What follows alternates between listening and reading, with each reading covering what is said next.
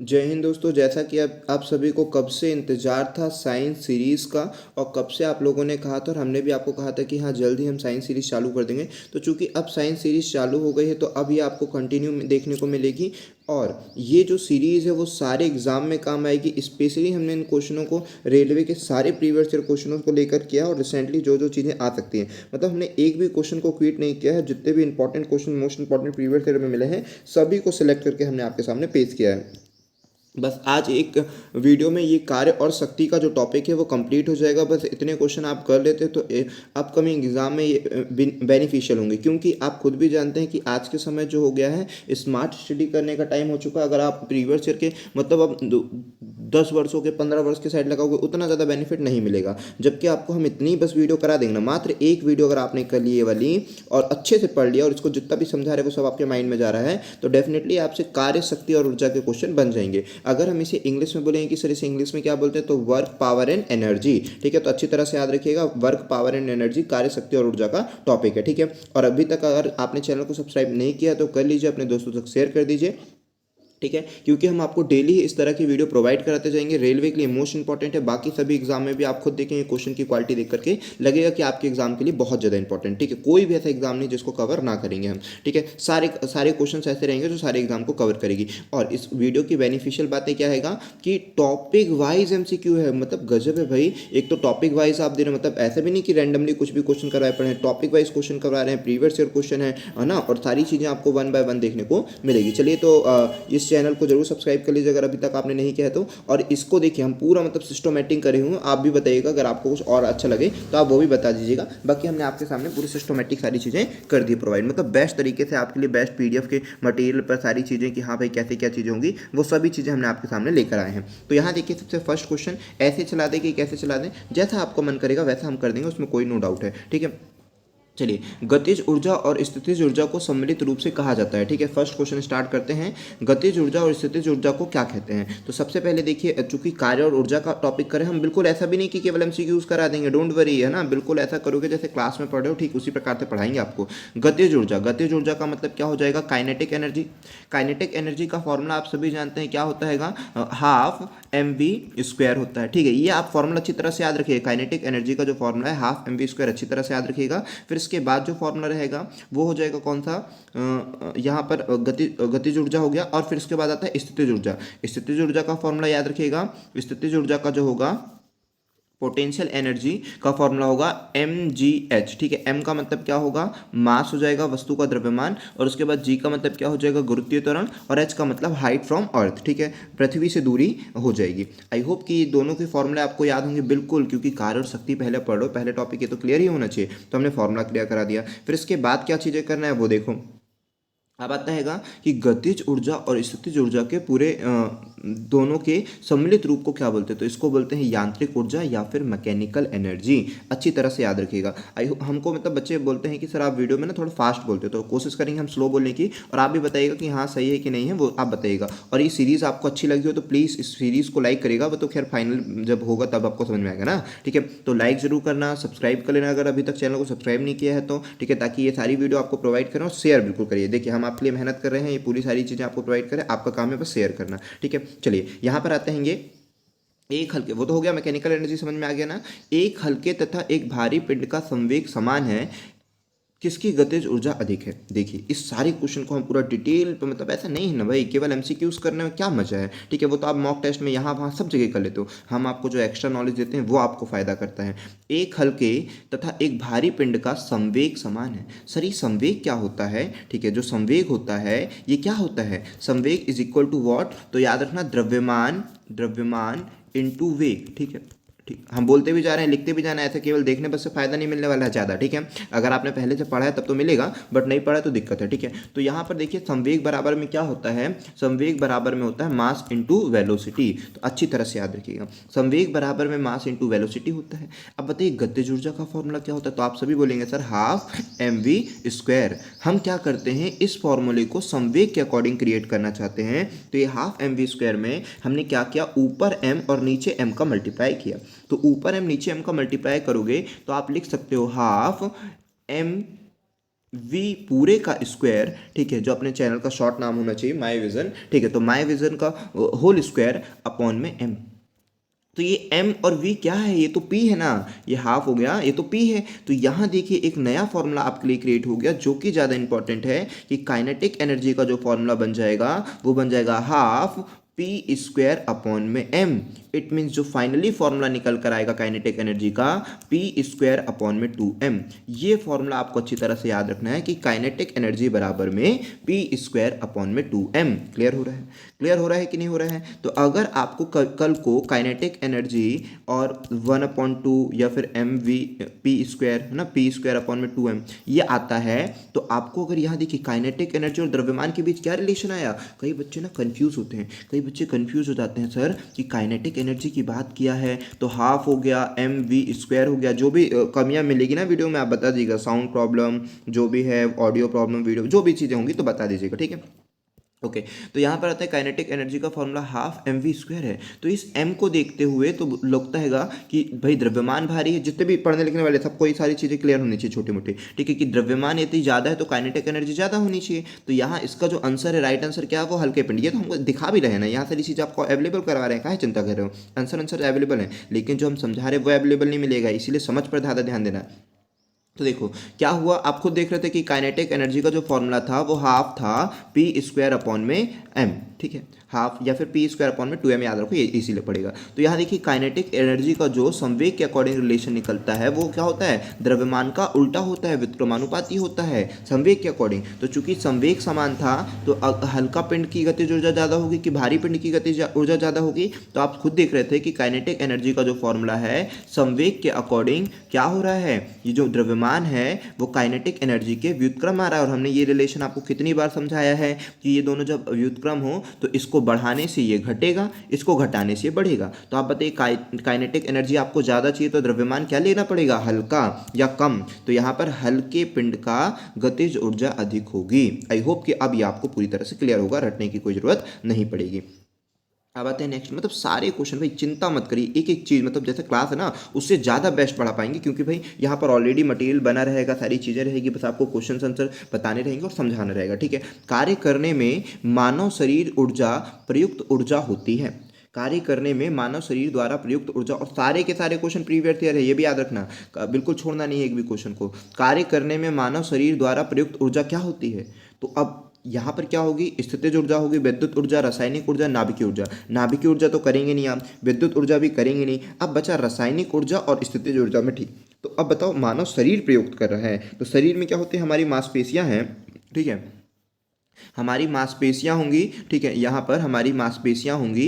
तो मांसपेशियों का जो रहता है, ठीक है, पूरे बाल है भाई, एक पर्सन बना रहे थे लेकिन बना नहीं पाए, जाने दो, ठीक है ना। तो यहाँ पर एक मांसपेशियां, जो हमारे हाथों में ताकत है, जो हमारी मांसपेशियों में स्थितिज ऊर्जा रही है, इसी ऊर्जा का तो प्रयोग करके हम कोई भी काम करते हैं। तो मानव शरीर द्वारा प्रयुक्त ऊर्जा कौन सी ऊर्जा होती है, स्थितिज ऊर्जा, हमारे शरीर के अंदर स्थितिज होती है, फिर हम उसका यूज़ करते हैं, ठीक है, फिर वीक लगता है, फिर खाना खाते हैं, भोजन लेते हैं, ऊर्जा प्राप्त करते हैं। तो कार्य करने में मानव शरीर जो ऊर्जा युक्त करता है वो कौन सी है, स्थितिज ऊर्जा है, अच्छी तरह से याद रखेंगे। एक हॉर्स पावर होता है, तो एक हॉर्स पावर अश्व शक्ति भी जिसे कहते हैं, तो ये क्या होता है, एक हॉर्स पावर जो होता है वो 746 वॉट के बराबर होता है, ठीक है, 746 वॉट।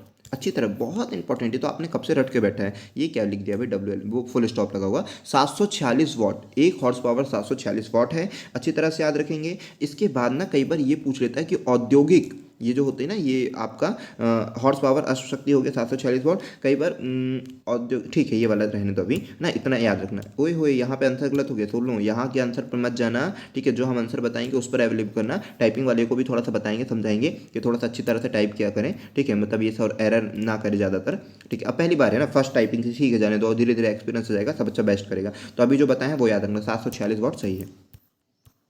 अब आते हैं क्या, एक प्रयुक्त बल तथा पिंड का विस्थापन एक दूसरे से 90 डिग्री पर कोण बनाता है। रटवा दिए ये सब चीज़ें, इतनी बार समझाएं कि आपको रट सा गया होगा, ठीक है। आप बताइए कि यहाँ पर क्या बन रहा है, 90 डिग्री का कोण बन रहा है, 90 डिग्री का कोण बन रहा है, कार्य बराबर में क्या होता है, बल गुणित विस्थापन, कार्य बराबर में क्या होता है, बल गुणित विस्थापन, केवल इतना ही होता है, बच्चों को तो यही याद है बल गुणित विस्थापन, लेकिन हमने आपको एक्स्ट्रा में याद करा है कॉस थीटा, हमने आपको एक्स्ट्रा में याद करा है कॉस थीटा की बल गुणित विस्थापन कॉस थीटा। तो यहाँ पर बताइए कॉस थीटा कितना, कॉस 90 90 डिग्री बोल रहे हैं, जो कोण बन रहा है वो 90 डिग्री बन रहा है, ठीक है। और देखिए कई बार ना यहाँ पर गलती करते हैं, जैसे अभी हमने फॉर्मूला लिख दिया वो गलत लिख दिया, कार्य बराबर में होना चाहिए बल क्रॉस विस्थापन, क्योंकि जब सदिश सदिश पढ़ते हो तो पढ़ना जरूरी है, चूंकि हम स्पेशली यही लेसन करवा रहे हैं तो ये चीज़ें क्लियर करवाना जरूरी है।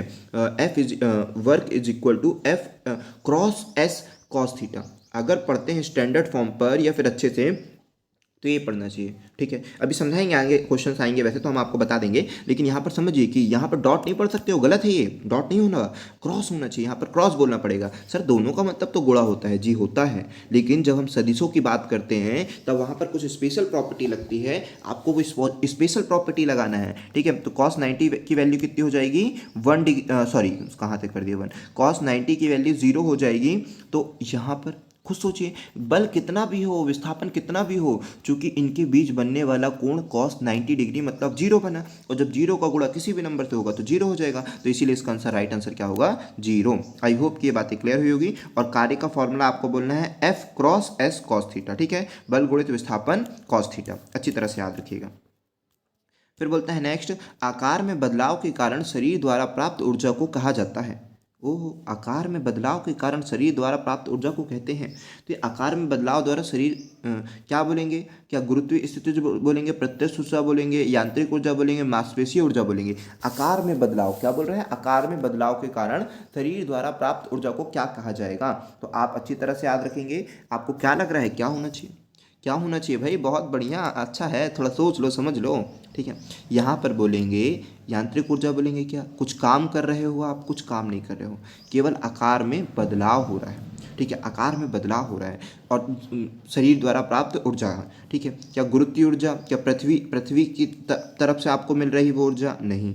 मांसपेशीय ऊर्जा, मांसपेशीय ऊर्जाएं क्या होंगी, मांसपेशीय ऊर्जाओं से आप कोई कार्य करते हैं, अगर वहाँ पर मांसपेशीय ऊर्जाओं से क्या होता है, अगर पूछेगा कि जो हमारा हाथ है वो कौन सी ऊर्जा को कौन सी ऊर्जा में कन्वर्ट कर रहा है, तो याद रखना मांसपेशीय ऊर्जाओं को यांत्रिक ऊर्जा में कन्वर्ट कर रहा है। कल को अगर ये पूछ सकता है कि हमारा हाथ क्या काम करता है, तो मांसपेशीय ऊर्जाओं को यांत्रिक ऊर्जा, इट मीन्स मसल्स एनर्जी को मैकेनिकल एनर्जी में कन्वर्ट हमारा हैंड करता है, ठीक है। अगर ये पूछ ले, क्योंकि ये सब बच्चों को पता ही नहीं रहता है, ठीक है, अगर ये पूछ ले तो आपको बनना चाहिए। आप आते हैं क्या, यहाँ पर बोलता है कि आकार में बदलाव के कारण शरीर द्वारा प्राप्त ऊर्जा, इसको बोलेंगे प्रत्यास्था ऊर्जा, क्योंकि आकार में बदलाव हुआ है ना, तो आकार में बदलाव क्या हो गया, प्रत्यास्था स्थितिज ऊर्जा। जनरली हमारे मानव शरीर का जो बॉडी होती है वो स्थितिज ऊर्जा ली रहती है, तो स्थिति कौन थी, गुरुत्व वाली की प्रत्यास्था, तो प्रत्यास्था होता है, तभी आकार में आपके बदलाव होता है, कम होना, मोटापा, पतला, ऊपर नीचे, है ना। आकार में बदलाव के कारण शरीर द्वारा प्राप्त ऊर्जा को कहते हैं प्रत्यास्था स्थितिज ऊर्जा, जो रखी हुई ऊर्जा रहती है उसको प्राप्त करता है और आकार में बदलाव लाता है, ठीक।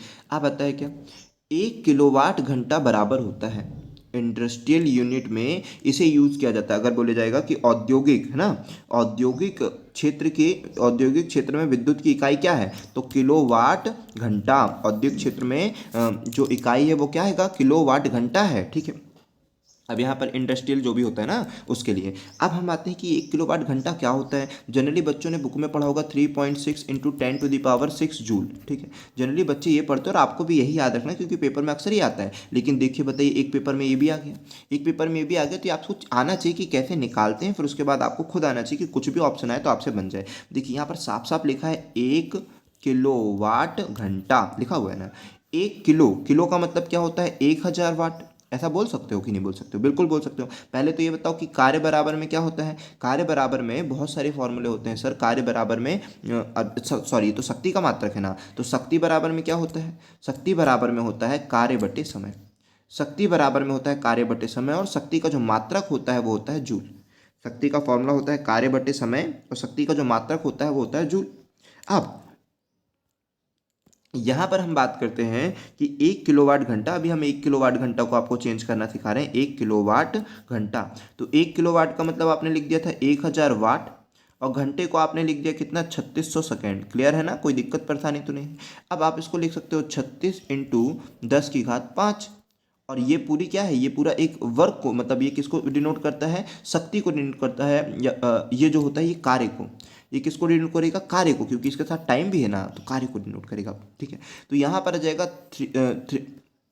36 इंटू 10⁵ 2 जीरो इसके 3 जीरो इसके, इतना आएगा। और ये क्या आएगा फिर जूल में, किस में आएगा, जूल में आएगा। ठीक है, अगर वाट को आप यूनिट में चेंज करेंगे, सेकेंड के साथ सॉल्व करेंगे ना, तो आपको कौन सी यूनिट में देखने को मिलेगी, जूल की। ठीक है, तो जूल आ गया, तो आपका ये होता ऑप्शन में, तो यहाँ तो डायरेक्टली यही दे दिया तो उत्तर यही हो गया। लेकिन अक्सर पेपरों में, बुक्स में क्या होता है, इसका एक जीरो बढ़ा देता है और इधर पर पॉइंट लगा देता है। ठीक है, इसका एक जीरो बढ़ा देगा, 10⁶ कर देगा और यहाँ पर एक पॉइंट लगा देगा।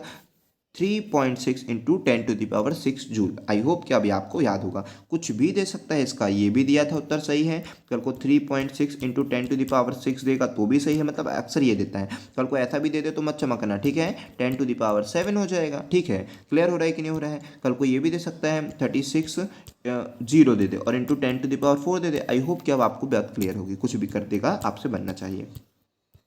अब चलते हैं नेक्स्ट पे। यहाँ पर क्या बोलता है भाई कि जब दो लोचदार, क्या बोलता है, जब दो लोचदार पिंड आपस में जोर से टकराते हैं तो क्या होता है। अब दो पिंड आए, यहाँ से आया एक पिंड, एक यहाँ पिंड आके आपस में टकरा गए तो क्या टूट जाएंगे, ये बोलोगे, नहीं भाई ऐसा नहीं बोलना आपको। ठीक है, आपको क्या करना है वो बताते हैं। दो पिंड सिकुड़ने की प्रवृत्ति में होते हुए संपर्क सतह पर विरूपित हो जाते हैं। बिल्कुल नहीं, ऐसा नहीं कि वो आकर चिपक जाएंगे, है ना, एकदम से चिपक जाएंगे। ठीक है, चलिए अब इसके बाद क्या हो जाएगा। ठीक, फिर यहाँ पर बोलते हैं दोनों पिंड दोबारा अपनी प्रारंभिक आकृति प्राप्त करने के लिए शुरू हो जाते हैं। ये सही है, जैसे ही टकराते हैं ना, कोशिश पूरी ये करते हैं कि मैं अपनी प्रारंभिक स्थिति में आ जाऊं। क्लिक हो रहा है कि नहीं हो रहा है। जो कोई भी पिंड होता है वो क्या करता है, जैसे ही टकराते हैं उन लोग पूरी कोशिश करते हैं कि वो अपनी प्रारंभिक स्थिति में आ जाएं। तो ये ज़्यादा सही है, दोनों पिंड दोबारा अपनी प्रारंभिक आकृति प्राप्त करना शुरू हो जाते हैं। ठीक है, टकराते हैं, तो ये वाला सही उत्तर होना चाहिए। ओहो, यहाँ पे क्या उत्तर दे रहा है भाई, यहाँ पर टाइपिंग वाले ने एरर किया है कि उत्तर ही गलत है भाई। रुकिए देख लेते हैं कैसा क्या होना चाहिए इसके बारे में। ठीक है, ओहो क्या डी दे रहे हैं, मुड़ने के बाद दोनों पिंड शोध विराम अवस्था में आ जाते हैं। ये क्या दे रहा है भाई, मुड़ने के बाद। ठीक है, यहाँ पर लगता है उन्होंने गलत टाइप कर दिया है, ऐसा लग रहा है हमको। ठीक है, चलो, तो ऐसा लग रहा है कि उन्होंने यहाँ पर गलत टाइप कर दिया हुआ है। ठीक है, मुड़ने के बाद दोनों पिंड विराम अवस्था में आ जाते हैं। चलिए, आई होप पूरा ही ये होना चाहिए, दोनों पिंड दोबारा अपनी प्रारंभिक आकृति प्राप्त करने के लिए शुरू हो जाते हैं। ये ज़्यादा बेस्ट आंसर होना चाहिए। नेक्स्ट पर आते हैं, रॉकेट के सिद्धांत पर कार्य करता है। रॉकेट के सिद्धांत पर क्या कार्य करता है वो बताइए। तो ये तो कब से आपने रट कर बैठा है, संवेग संरक्षण। रॉकेट के सिद्धांत पर कार्य करता है संवेग संरक्षण सिद्धांत। रॉकेट के नहीं होना चाहिए, रॉकेट खालिस्तान के होना चाहिए, है ना। रॉकेट खालिस्तान के सिद्धांत पर कार्य करता है, तो रॉकेट संवेग संरक्षण के सिद्धांत पर कार्य करता है। बहुत फेवरेट क्वेश्चन है रेलवे का, बहुत बार पेपर में आता है। बल एवं विस्थापन दोनों सदिश हैं, तो कार्य जो बल और विस्थापन, ठीक है, उनकी टाइपिंग में थोड़ी सी एरर होगी। ठीक है, अभी पहला पेपर है ना भाई, एडजस्ट कर लेना। ठीक है, अब धीरे धीरे अच्छा तरह सुधार मिलेगा आपको और बेस्ट से बेस्ट देखने को मिलेगा।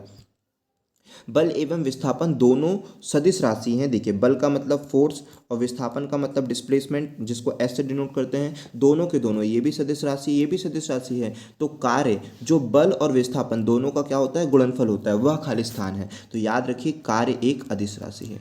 कार्य एक अदिश राशि है। आपको कंफ्यूज करने की कोशिश कर रहा है, क्यों कर रहा है, क्योंकि कार्य का फॉर्मूला होता है बल गुणित विस्थापन। बल गुणित विस्थापन, तो ये सदिश राशि, ये सदिश राशि, तो दोनों का गुणा करोगे तो ये भी सदिश राशि। ऐसा वो आपसे करवाना चाहता है, लेकिन आप याद रखिएगा कि वर्ग एक अदिश राशि है। अदिश सदिश में जो कंफ्यूज हो रहा होगा, तो याद रखिएगा अदिश का मतलब होता है स्केलन और सदिश का मतलब होता है वेक्टर, क्योंकि कई इंग्लिश मीडियम वाले बच्चे भी हैं तो वो कंफ्यूज हो सकते हैं। सदिश का मतलब होता है वेक्टर और अदिश का मतलब होता है स्केलन। ठीक है, आई होप की बातें क्लियर हुई होगी। चलो, अब हम क्या बोल रहे हैं कि वर्ग तो अदिश राशि है। अब आपका भी क्वेश्चन डाउट में आया होगा, सर जब ये सदिश तो दोनों का गुणा करने पर अदिश क्यों। देखिए, सदिशों के दो गुणे होते हैं। एक सदिश का हमने आपको एक बार डीप में पढ़ाया था, बहुत अच्छी तरीके से एक से एक नंबर क्वालिटी वाले क्वेश्चन भी सॉल्व करना सिखाया था, है ना। ठीक है, तो आपको ये बताना है कि सदिशों का सदिश गुणन होता है और एक होता है सदिशों का अदिश गुणनफल। आखिर ये जो हमने क्रॉस किया है और ये किया है, मान लीजिए अगर ये होता एफ इंटू डॉट एस, इसको बोलते हैं डॉट मल्टीपल। इसको कैसे बोलेंगे कि क्रॉस मल्टीपल, इसको पढ़ना क्रॉस मल्टीपल और इसको पढ़ना डॉट मल्टीपल। ठीक है, तो ये दोनों के दोनों सदिश हैं, दोनों के दोनों सदिश हैं। तो सदिशों का क्या हो रहा है, इसको क्रॉस को बोलते हैं सदिशों का अदिश गुणनफल। ठीक है, इसको क्या पढ़ते हैं, इसको पढ़ते हैं सदिशों का अदिश गुणनफल और इसको पढ़ते हैं सदिशों का सदिश गुणनफल। आई होप कि ये बातें आपको क्लियर हुई होगी। क्रॉस वाले को पढ़ते हैं सदिशों का अदिश गुणनफल, वेक्टर्स का सदिशों का अदिश गुणनफल ये पढ़ते हैं। ठीक है, और डॉट मल्टीपल को क्या पढ़ते हैंगे कि वेक्टर का सदिश का वेक्टर मल्टीपल, है ना, बोल सकते हैं सदिश गुणनफल। सदिशों का सदिश गुणनफल डॉट मल्टीपल को बोलते हैं, सदिशों के अदिश गुणनफल को क्रॉस मल्टीपल बोलते हैं। जब क्रॉस मल्टीप्लाई करते हैं और थीटा लेना होता है तो आप कॉस थीटा लेते हो, और जब डॉट मल्टीप्लाई करते हो और थीटा लेना होता है तो साइन थीटा लेते हो। ठीक है, इसीलिए एफ एस कॉस थीटा आता है, क्यों, क्योंकि वो सदिशों का अदिश गुणनफल क्रॉस मल्टीपल होता है। ठीक है, तो ये सब सदिशों की कुछ स्पेशल प्रॉपर्टी जो आपने पढ़ा उसी में होगा। तो आपको आई होप हमने तो इतना ज़्यादा डीप में बता दिया। तो कार्य क्या है, कार्य एक अदिश राशि, अच्छी तरह से याद रखिएगा। कहीं समय ज़्यादा तो नहीं हो रहा है, रुक जाइए, हम देख लेते हैं क्लास का समय हो रहा होगा तो फिर अभी आज के लिए हम इतना ही क्विट करते हैं। टोटल हमने बता देंगे आपको कितने क्वेश्चंस हुए हैं। हाँ भाई, क्लास का समय हो रहा है, ठीक है। बाकी क्वेश्चंस अपन कल से करते हैं। यहाँ से देखिए 11th नंबर के क्वेश्चन से कल से स्टार्ट करते हैं, सारी चीज़ें आपको डीप बता देंगे कल। ये आपका टाइम एंड मतलब जो वर्क पावर एंड एनर्जी है, ये आपका कंप्लीट हो जाएगा। जितने भी प्रीवियस ईयर क्वेश्चन आपके पेपर में आए थे, जितने भी प्रीवियस ईयर क्वेश्चन आए ना, सबको हमने इंक्लूड कर दिया विद अच्छी तरह से बेस्ट टेक्निक से आपको प्रोवाइड कर दिया जाएगा। अगर आप चैनल पर नए आए हैं तो आप चैनल को जरूर सब्सक्राइब कर लीजिए, ठीक है। और अगर पुराने हैं तब तो आपको कोई बात ही नहीं, आपको तो पहले से ही पता है, आपको बेस्ट से बेस्ट चीज़ें आपको यहाँ पर देखने मिलती हैं, ठीक है। और अगर ये वीडियो पसंद आई है तो वीडियो को जरूर लाइक करिए, दोस्तों तक शेयर भी करिए, ठीक है। और इसके बाद ये बोल रहे हैं कि जितनी भी चीज़ें हम लिखवा रहे हैं ना, कोशिश करिए अगर आपके पास समय है तो उसके प्रॉपर नोट्स बना लीजिए, क्योंकि सारे के सारे क्वेश्चन प्रीवियस ईयर के ही क्वेश्चन हैं, जो कि हम आपको बेस्ट कंटेंट लाकर प्रोवाइड करा रहे हैं, ठीक है। समझ रहे हो, पूरी पीडीएफ बनवाकर सारी चीज़ें हम प्रोवाइड करा रहे हैं। अगर आप बोलोगे तो हम आपके ग्रुप में भी अपलोड करवा देंगे, ठीक है, ये पीडीएफ अगर आप बोलोगे। लेकिन हमारा प्रेफरेंस ये रहेगा कि आप लिखिए, अपने हाथों से जब नोट्स बनाते हैं ना, उसकी एक अलग ही वो होती है, कि अलग आपको रिमेंबर होता है, बहुत ज़्यादा फायदा होता है उसका, ठीक है। तो आप अपने नोट्स खुद से बनाइए, अच्छी तरह से लिखिए, सारी चीज़ें जो बता रहे हैं सब समझिए, लिखिए, तो उससे आपको और जल्दी और ज़्यादा अच्छे से याद हो पाएगा, ठीक है। ऐसे ही हम आपको टॉपिक वाइज वीडियो प्रोवाइड करते जाएंगे। कमेंट जरूर करिएगा, अगर आपने वीडियो लास्ट तक देखा है तो कमेंट भी करिएगा कि हाँ सर अच्छा है ना, मतलब कुछ भी थंबनेल या जो भी हो वो करिएगा, और बताइएगा अपनी प्रेफरेंस भी बताइएगा, अपनी राय भी बताइएगा क्या करना है कैसा करना है। वैसे हम सोच रहे हैं कि एमसीक्यूज आपके लिए सही है, क्योंकि इसमें हम आपको पढ़ा भी देते हैं, सारी चीज़ें समझा भी देते हैं, और साथ ही साथ आप पता भी चल जाता है आपको किस पैटर्न पे क्वेश्चंस आते हैं, ठीक है। कल इस वर्क एंड टाइम की लास्ट होगा, फिर उसके बाद हम आपको नेक्स्ट, हाँ अगर आपको ये भी बताना हो कि सर आप ना क्या कर दीजिएगा, जो भी बताने वाले होंगे तो हम कहाँ पर बता देंगे आपको, वहाँ पर जो यूट्यूब का कम्युनिटी होता है ना, हमारे चैनल पे आप जाइएगा माय विजन पे, तो वहाँ पर कम्युनिटी सेक्शन होगा, वहाँ पर हम आपको ये बता सकते हैं कि नेक्स्ट टॉपिक क्या पढ़ाने वाले हैं, या नेक्स्ट टॉपिक किसका एमसीक्यूज लाएंगे, तो आप उस पर पूरा सा पढ़ कर आएंगे, और फिर यहाँ पर एमसीक्यूज भी लगाएंगे। एक प्रकार से आपका टेस्ट भी हो गया, मॉक टेस्ट भी हो गया, पढ़ाई भी हो गई, सारी चीज़ें हो जाएगी यहीं पर, ठीक है। तो उस टॉपिक को आप पढ़ेंगे। अगर आपका प्रेफरेंस वो रहता है कि सर आप ऐसा करिए, तो हम वैसा भी करवा देंगे, ठीक है। और बिल्कुल याद रखिए कि हम आपके लिए मेहनत कर रहे हैं, और आपको चैनल को बहुत लोगों को शेयर कर देना है, और अगर वीडियो पसंद आती है तो लाइक भी करना है। चलिए, जय हिंद दोस्तों, मिलते हैं नेक्स्ट वीडियो पर, ठीक है।